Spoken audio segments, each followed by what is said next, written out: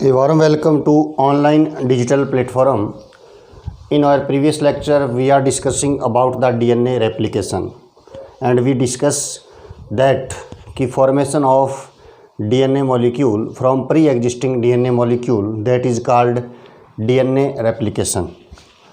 और DNA replication के अंदर हमने डिस्कस किया था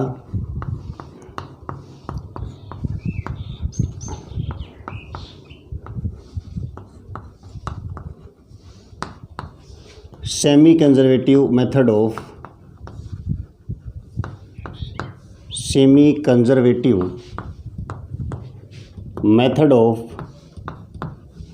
रेप्लिकेशन, जिसके अंदर हमने देखा कि at the time of DNA synthesis in newly synthesized DNA there is one strand is parental and newly synthesized strand, then that method is known as semi conservative method of replication. अब देखिए आज जो हम पढ़ रहे हैं वो पढ़ेंगे द एक्सपेरिमेंटल प्रूफ, यानी हम बात कर रहे हैं, अपनी हेडिंग है the experimental proof.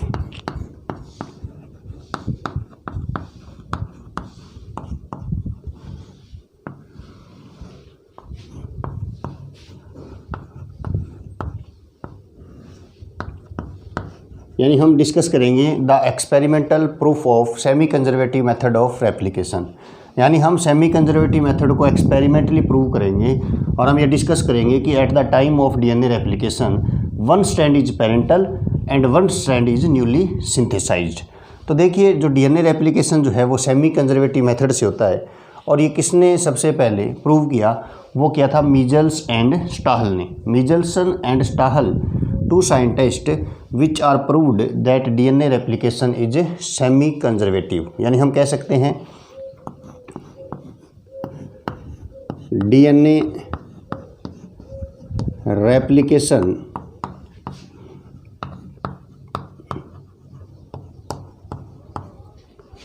Is semi conservative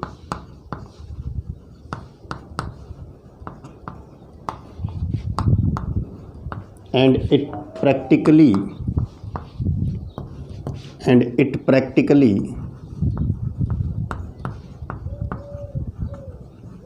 proved by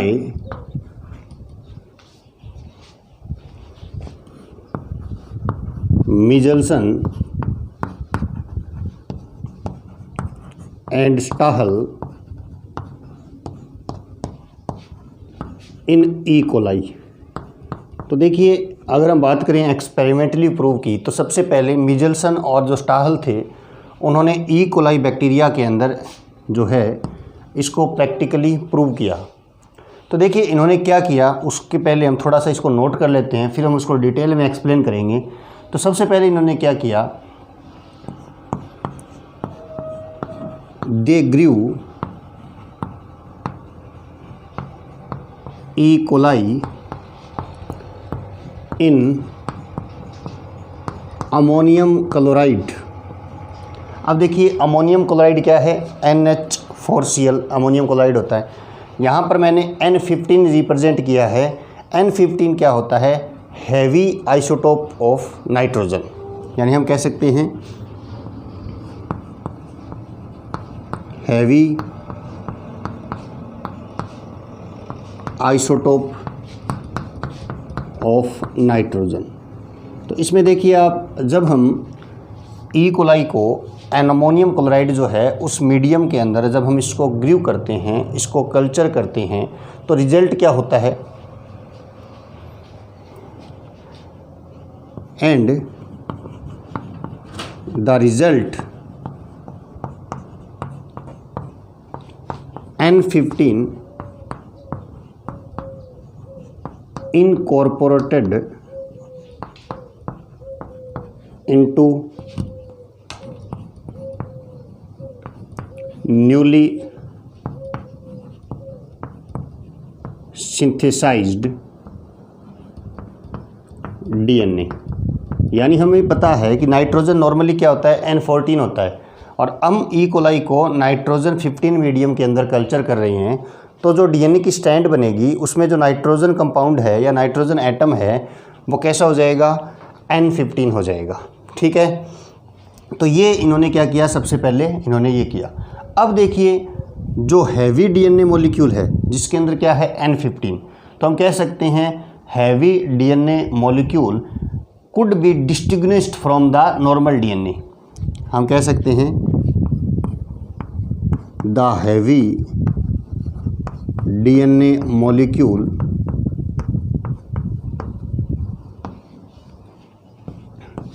separated भी बोल सकते हैं इसको, separated from culture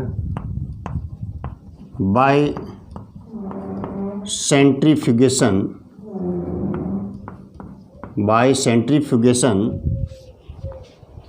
with caesium chloride. Caesium chloride जो है उससे हम क्या करेंगे, इसको सेंट्रीफ्यूगेट करेंगे और इस नाइट्रोजन 15 कंटेनिंग जो डीएनए है इसको क्या कर लेंगे, हम सेपरेट कर लेंगे। तो देखिए अब यहाँ पर हमने देखा कि सबसे पहले जो एक्सपेरिमेंटली प्रूफ है किसका, semi conservative method of DNA replication, वो किसने किया, मिचेल्सन और स्टाहल ने ई कोलाई के अंदर। उन्होंने क्या किया, जो ई कोलाई बैक्टीरिया है उसको अमोनियम क्लोराइड के अंदर कल्चर किया, बट यहाँ पर N15 लिया है। नॉर्मल नाइट्रोजन क्या होती है, उसका मॉलिक्यूलर वेट होता है 14, लेकिन N15 लिया है, इट मीन्स ये हैवी आइसोटोप है किसका, नाइट्रोजन का। उसके बाद हम क्या करेंगे, जो N15 है वो डीएनए के साथ ऐड हो जाएगा और अब डीएनए को हम क्या करेंगे, सेपरेट कर लेंगे, किससे, सीजियम क्लोराइड से। अब हम इसको आप नोट कर लीजिए, फिर इसको एक्सप्लेन करते हैं कि कैसे पता चलेगा semi conservative method of replication.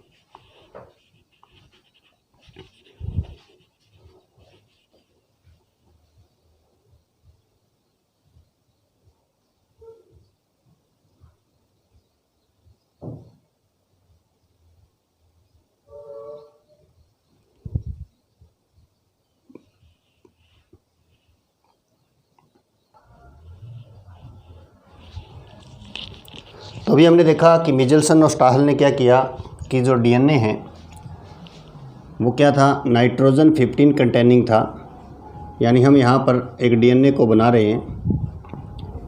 अब आपको पता है कि जब डीएनए को हम अमोनियम क्लोराइड के मीडियम से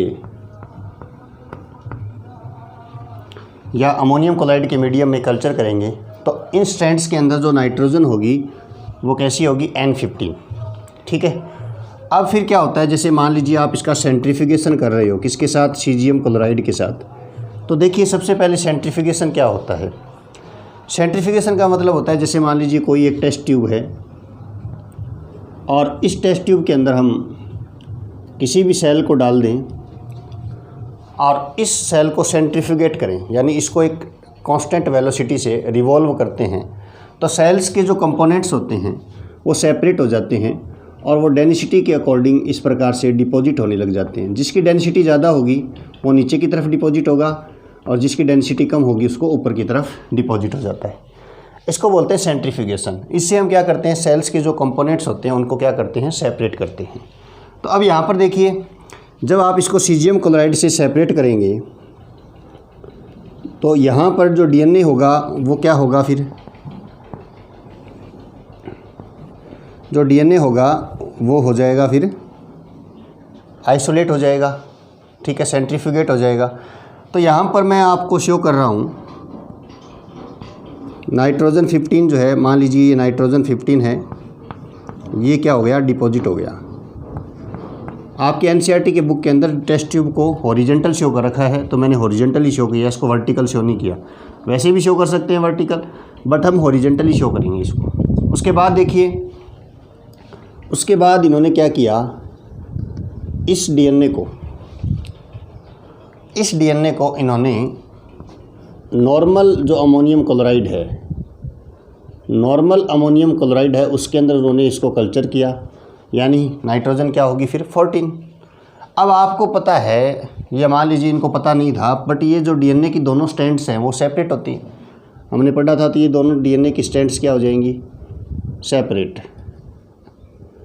तो ये जो डीएनए की स्ट्रैंड्स है वो क्या होगी, सेपरेट। और इनमें क्या था, नाइट्रोजन 15, क्योंकि ये कैसा है, पेरेंट डीएनए। कैसा है ये, parent DNA.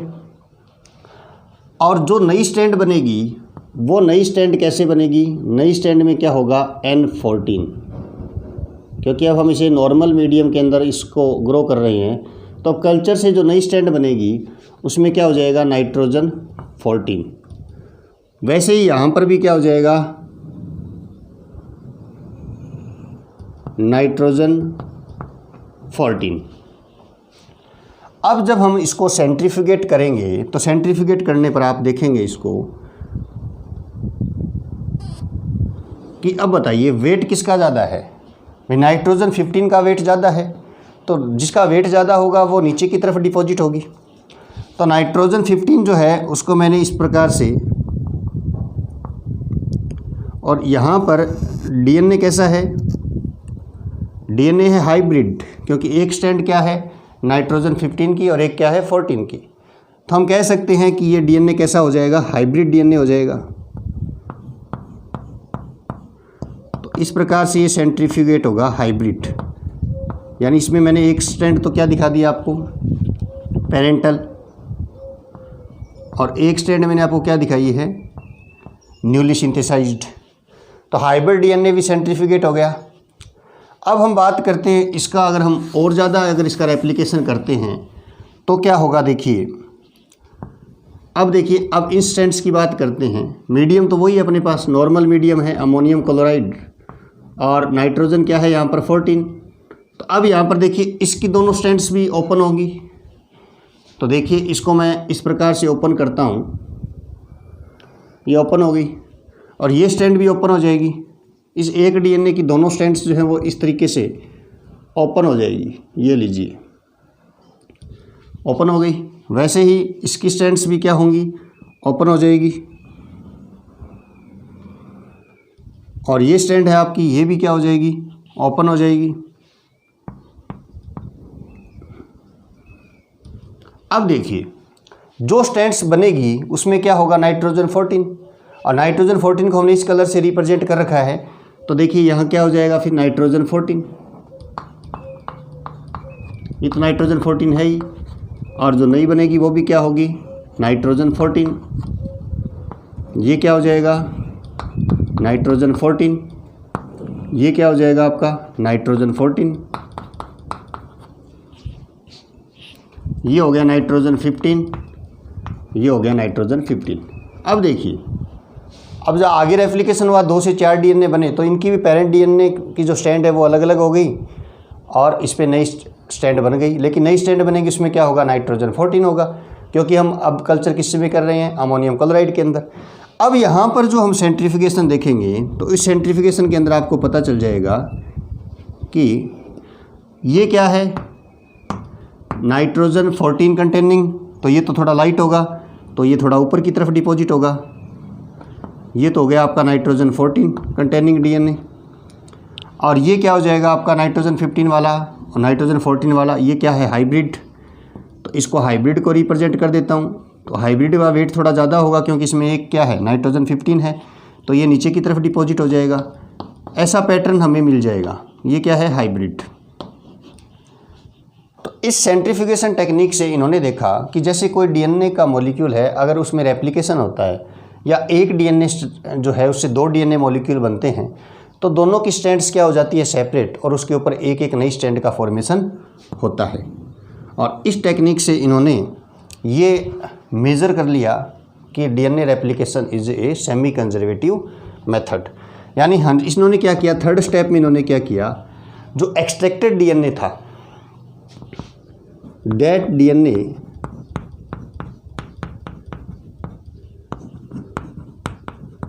which extracted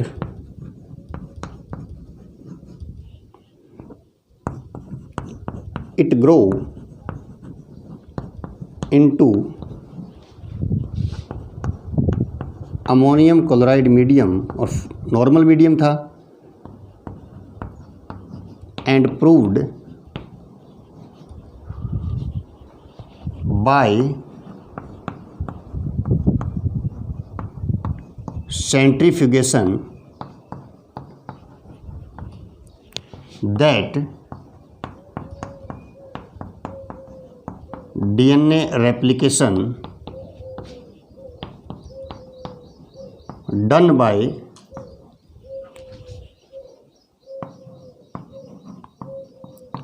semi conservative method. Semi conservative method से क्या होता है, डीएनए रेप्लिकेशन होता है। अब आप समझ गए होंगे। अब मैं समराइज करता हूँ इस एक्सपेरिमेंट को। यानी आपके पास एक डीएनए था जो किसमें था, ई कोलाई के अंदर, और उसको आपने नाइट्रोजन 15 जो है कंटेनिंग अमोनियम क्लोराइड है उसमें कल्चर किया, तो दोनों में नाइट्रोजन 15 थी। फिर हमने इसको सेंट्रीफ्यूगेट किया तो नाइट्रोजन 50 के अकॉर्डिंग हमें एक बैंड मिल गया, डीएनए हमें ऑब्टेन हो गया। उसके बाद हमने इसको क्या किया है, अमोनियम क्लोराइड में कल्चर किया। तब आपने देखा कि पहले तो आपको हाइब्रिड मिलता है, उसके बाद आपने देखा कि आपके पास 2 नॉर्मल डीएनए मिलते हैं नाइट्रोजन 14 कंटेनिंग, और 2 आपको क्या मिलते हैं, हाइब्रिड मिलते हैं। तो आपने देख लिया कि अब देखिए दोनों की स्ट्रैंड्स जो है वो पेरेंटल स्ट्रैंड तो सेपरेट हो जाती है और नई स्ट्रैंड्स क्या होती है, न्यूली सिंथेसाइज्ड होती है। तभी देखिए सभी के अंदर न्यूली सिंथेसाइज्ड कैसी आई है, N14 आई है। तो इससे डिक्लेयर हो गया कि DNA replication is a semi conservative mode of replication in which one strand is parental and other strand is newly synthesized. Okay, तो इसको नोट कर लीजिए आप।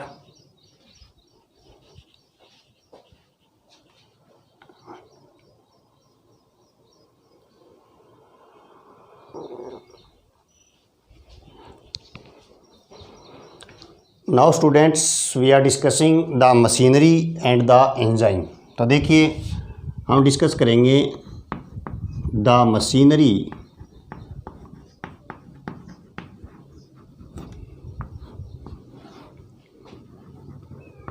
And the enzyme. तो देखिए कौन कौन से एंजाइम्स जो होते हैं वे डीएनए रेप्लिकेशन में पार्टिसिपेट करते हैं। थ्योरेटिकल बात की बाद में आपको नोट करवा देंगे, बट आपको ध्यान रखना है कि सबसे पहले डीएनए रेप्लिकेशन में होता क्या है। तो देखिए डीएनए आपको पता है कि एक डबल स्टैंडर्ड मॉलिक्यूल होता है, और यहाँ पर हम क्या कर रहे हैं, डीएनए जो है उसकी डबल स्टैंड को यहाँ पे हम बना रहे हैं। आपको पता है कि एडेनिन जो होता है वो थाइमिन के साथ बाइंड होता है, डबल स्टैंड होती है, दोनों क्या होती है, कॉम्प्लीमेंट्री होती है। ग्वाइनिन साइटोसिन के साथ ट्रिपल बॉन्ड से अटैच होता है। तो वैसे ही हम यहाँ पर इसको शो कर रहे हैं। तो बहुत सारे नाइट्रोजन बेस हैं यहाँ पर जो इस प्रकार से अटैच हैं।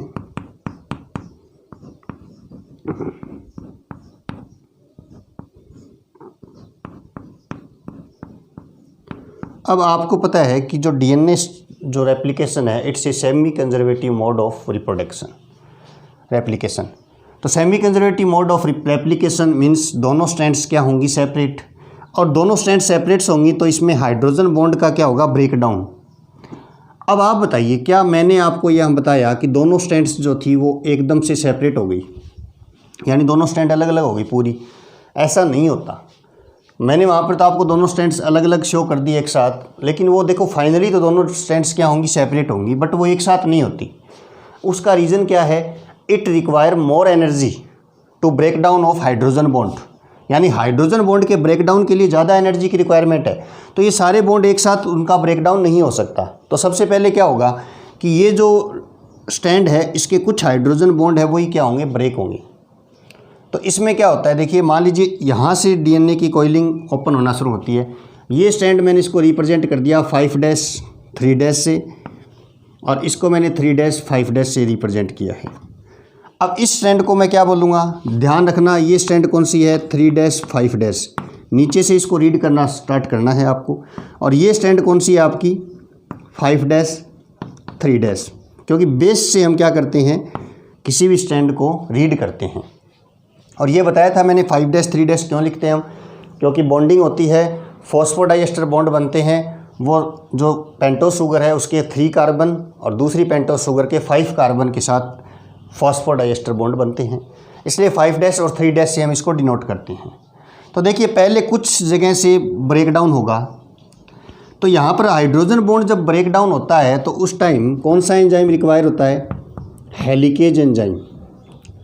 हेलिकेज एंजाइम क्या करेगा कि कुछ पार्ट्स के डीएनए को ब्रेक डाउन करेगा और जहाँ से रेप्लिकेशन स्टार्ट होता है ना उसको बोलते हैं रेप्लिकेशन फोर्क।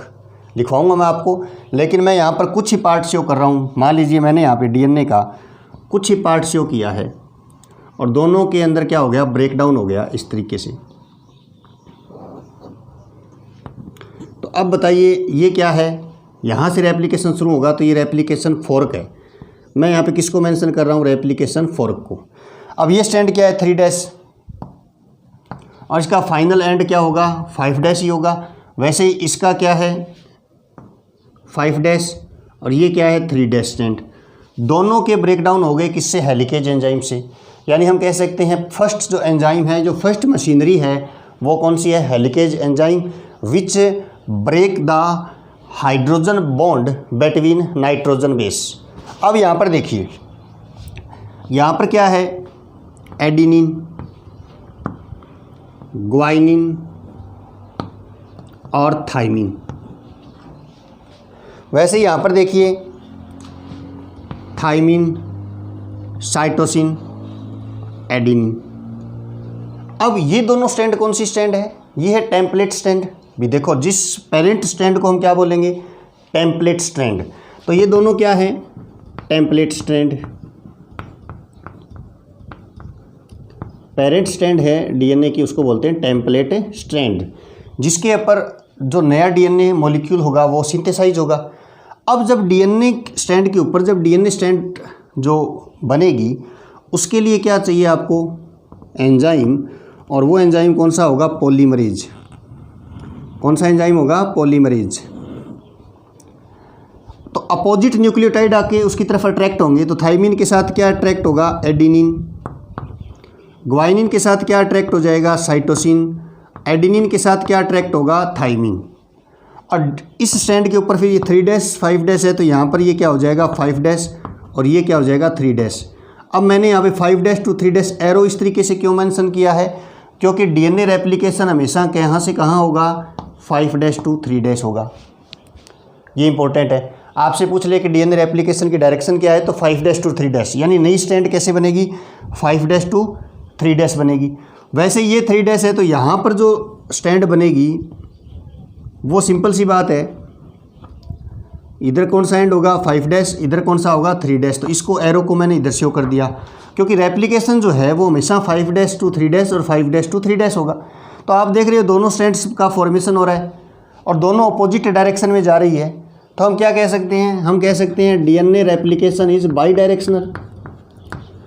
डीएनए रेप्लिकेशन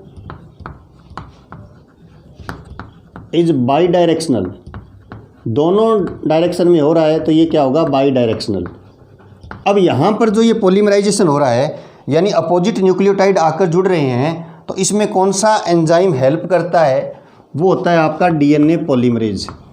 तो डीएनए पॉलीमरेज क्या हो गया, सेकंड मशीनरी हो गई, which require for DNA stand formation. यानी जो रिक्वायर जो है डीएनए स्टैंड के फॉर्मेशन के लिए जो डीएनए पॉलीमरेज है, जो क्या करवा रहा है, न्यूक्लियोटाइड का पॉलीमराइजेशन।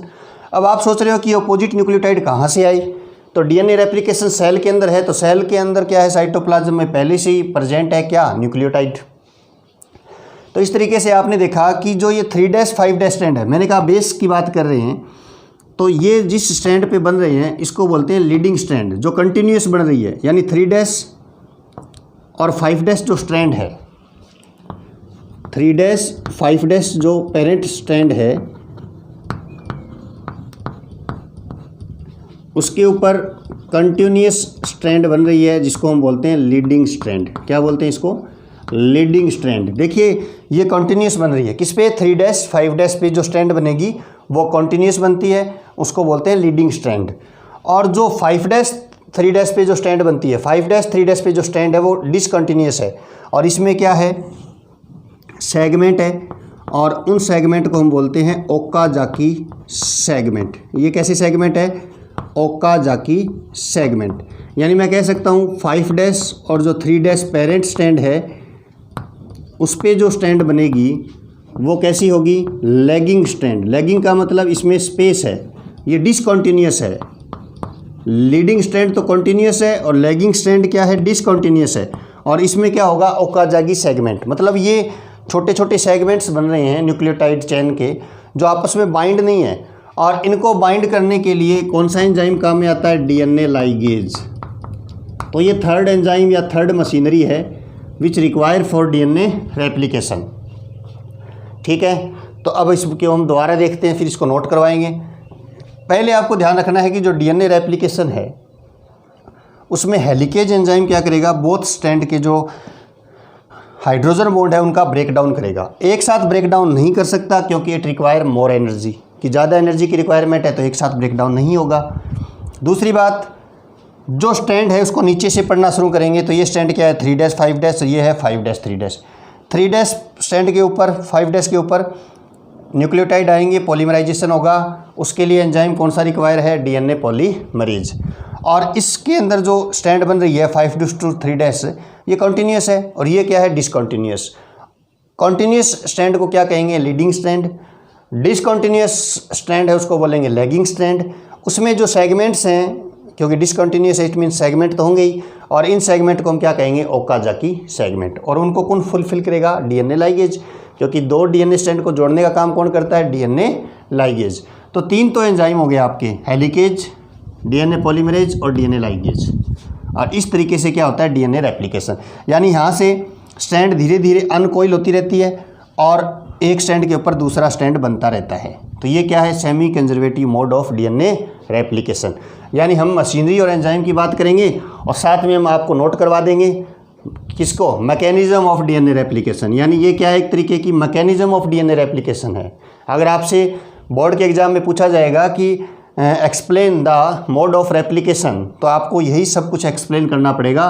तो पहले आप इसको नीट और क्लीन इस डायग्राम को बनाइए, उसके बाद जो भी फिनोमिना हमने अभी देखे हैं उसको हम क्या करेंगे, नोट करेंगे।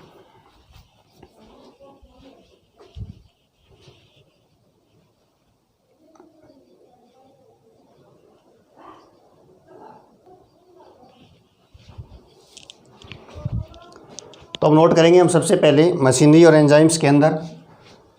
आपने डायग्राम बना लिया तो देखिए सबसे पहले हम कह सकते हैं in starting of DNA replication,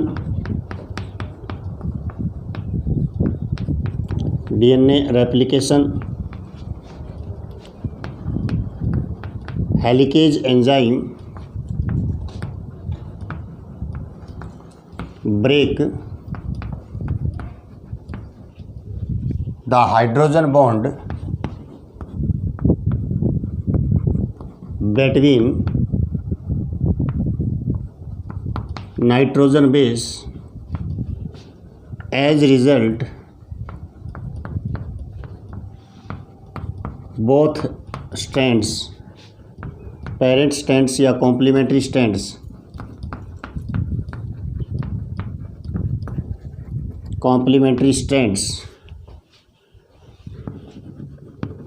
are separated. तो फर्स्ट हमने अभी डिस्कस ही किया कि सबसे पहले क्या होगा कि दोनों जो स्ट्रैंड है वो सेपरेट हो जाएगी, और दोनों जो पेरेंट स्ट्रैंड है वो क्या कैसे बिहेव करेगी, एज ए पेरेंट स्ट्रैंड। यानी हम कह सकते हैं the separate parent strand of DNA works or act as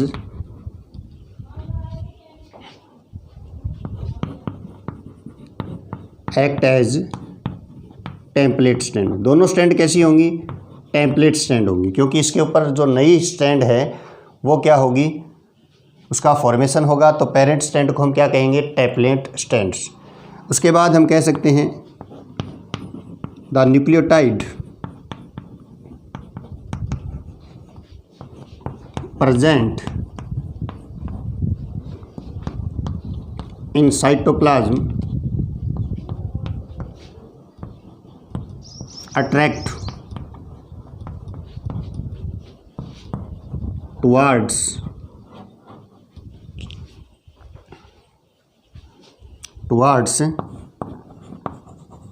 template stand for synthesize new stand. उसके बाद हमने कहा कि जो अपोजिट जो होगा आपका न्यूक्लियोटाइड वो उन स्ट्रैंड्स की तरफ क्या होगा, अट्रैक्ट होगा। ठीक है, तो इसको नोट कर लीजिए। उसके बाद और लिखाते हैं आपको।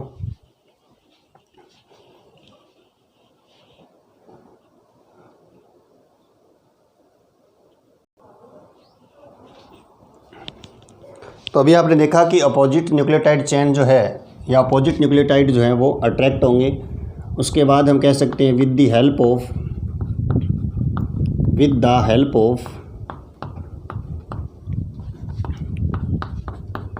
DNA polymerase enzyme, with the help of DNA polymerase enzyme, opposite nitrogenous base binds adenine with thymine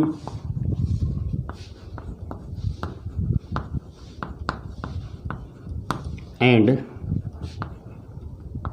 guanine with cytosine. ठीक है, इसके बाद हम कह सकते हैं कि जो सिंगल ओपन्ड चेन है वो किस में चेंज हो जाएगी, डबल स्ट्रैंड के अंदर। यानी हम कह सकते हैं नाउ सिंगल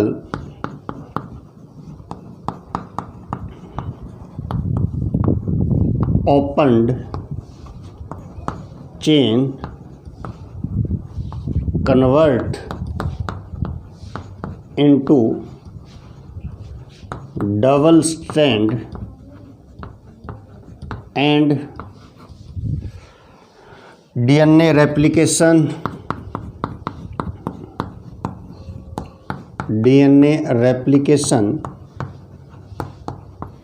is completed।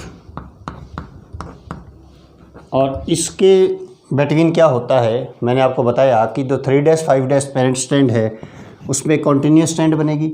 यानी हम कह सकते हैं at 3-5' strand of parent DNA a continuous strand is formed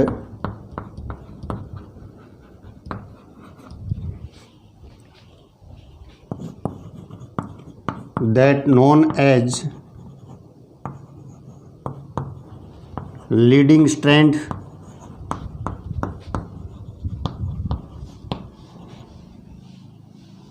and 5-3' parent strand a discontinuous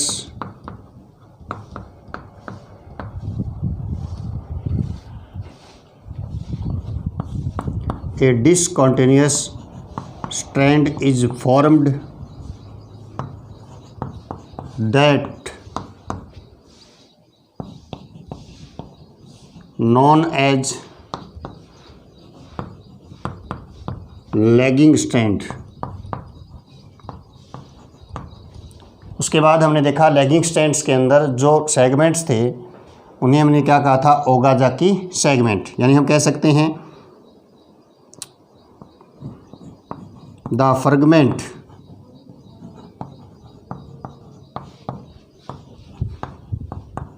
which present on lagging strand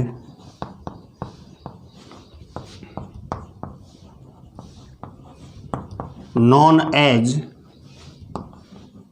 Okazaki fragment, Okazaki fragment which fulfill bye DNA ligase enzyme. जो fragment बनेंगे ओकाजा की fragment हैं उनको कौन complete करेगा? DNA ligase enzyme. तो note कर लीजिए इसको आप।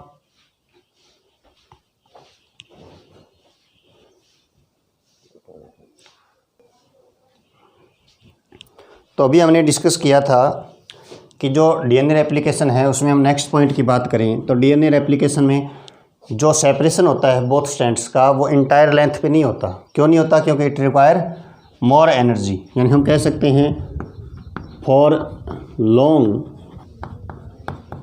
DNA molecule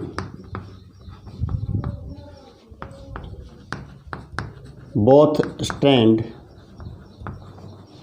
are not separated in entire length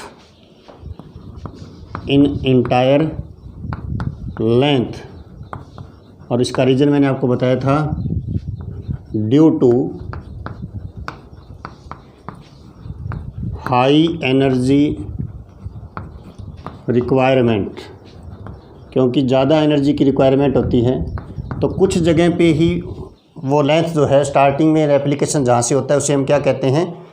उसे बोलते हैं रेप्लिकेशन फोर्क। तो आपसे पूछ सकते हैं एग्जाम्स के अंदर कि रेप्लिकेशन फोर्क क्या होता है। तो हम कह सकते हैं the replication start and occurs at small opening of DNA that known as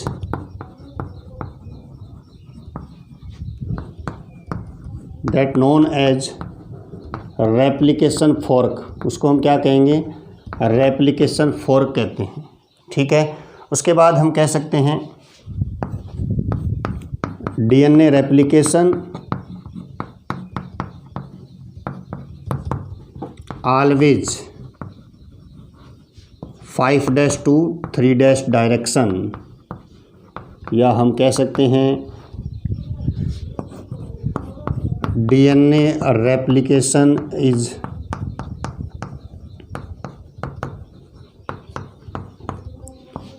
by directional. दोनों डायरेक्शन में फॉर्मेशन हो रहा था स्ट्रैंड का, लीडिंग और लैगिंग स्ट्रैंड्स का। उसके बाद हम कह सकते हैं 3 main enzyme of DNA replication is replication are helicase,